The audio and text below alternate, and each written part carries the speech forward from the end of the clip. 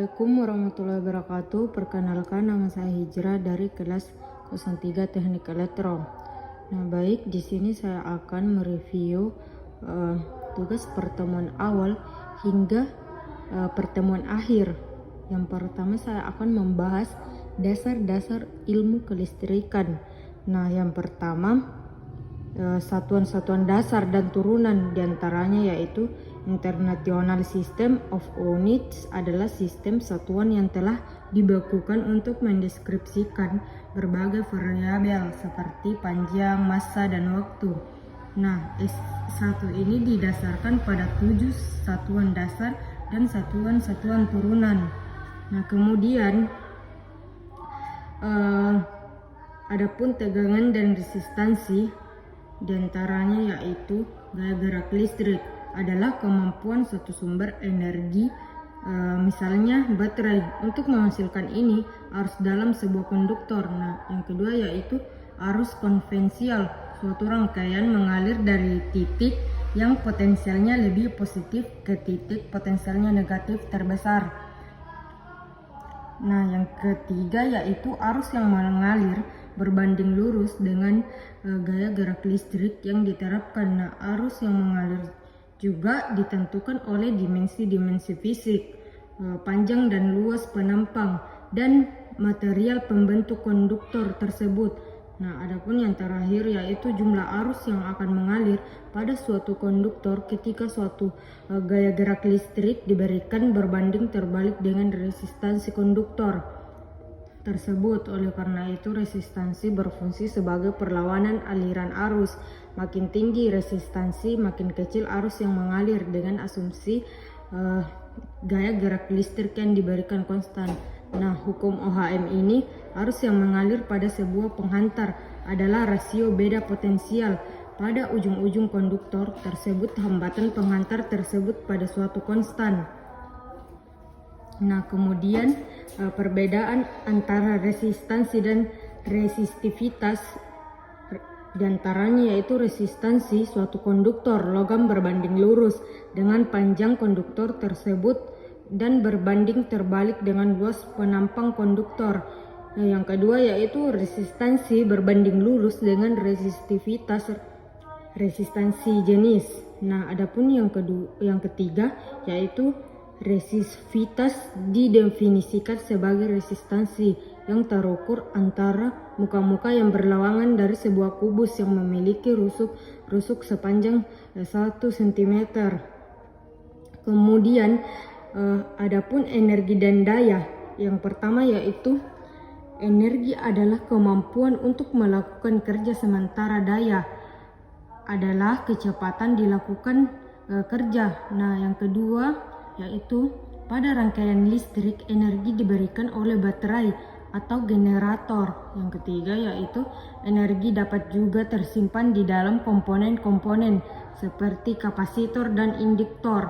Nah, yang keempat yaitu energi listrik dikonversi menjadi bentuk-bentuk energi lain oleh komponen-komponen seperti resistor dan bentuk panas, yang kapasitor penyimpanan muatan listrik, dan induktor dalam bentuk medan magnet.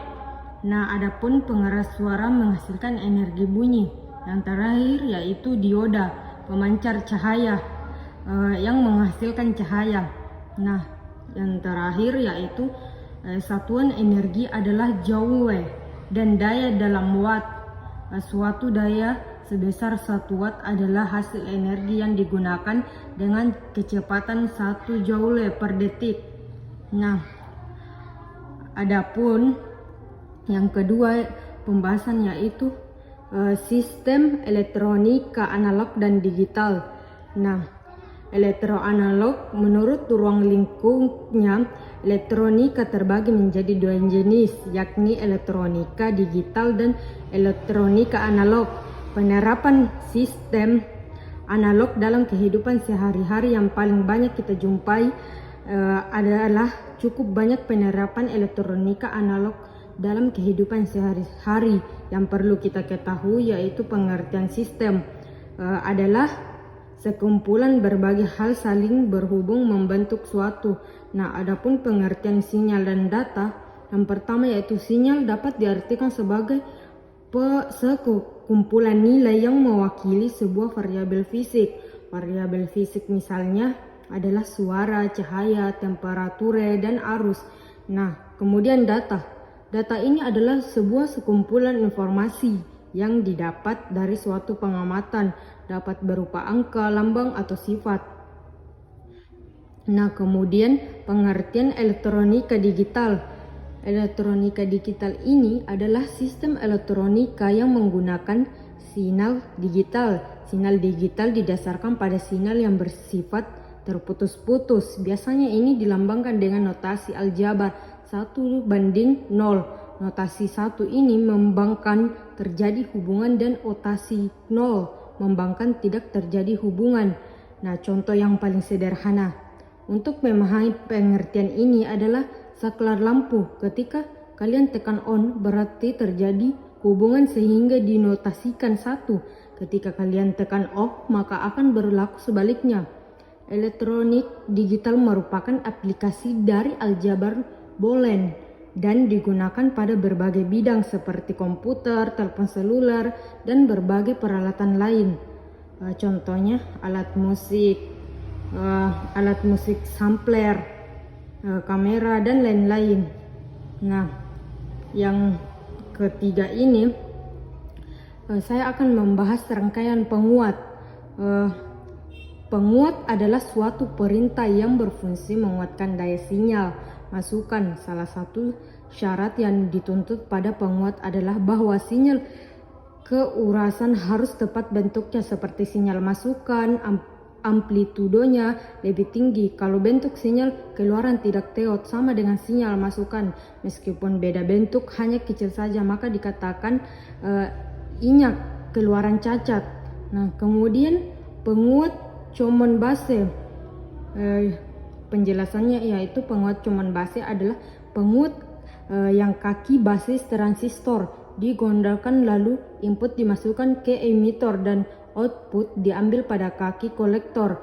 Penguat Common base mempunyai karakter sebagai penguat tegangan. Nah, adapun penguat Common base, karakter pada penguat Common base adalah yang pertama, isolasi input dan output tinggi sehingga feedback lebih kecil.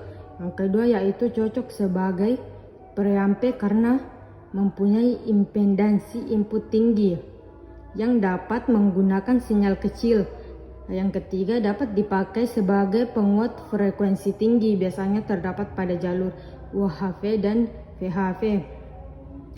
Yang keempat yaitu dapat dipakai sebagai buffer atau penyangga.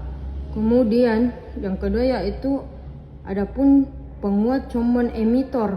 Sebagaimana yang diketahui, penguat Common emitter ini adalah penguat yang kaki emitter transistor digroundkan, lalu input dimasukkan ke basis dan output diambil pada kaki kolektor, serta mempunyai karakter sebagai penguat tegangan. Pada rangkaian ini, emitter digroundkan, ditanahkan, input adalah basis dan output adalah kolektor. Nah, kemudian yang terakhir yaitu penguat Common emitter. Selanjutnya rangkaian penyiar atau biasa disebut dengan rectifier.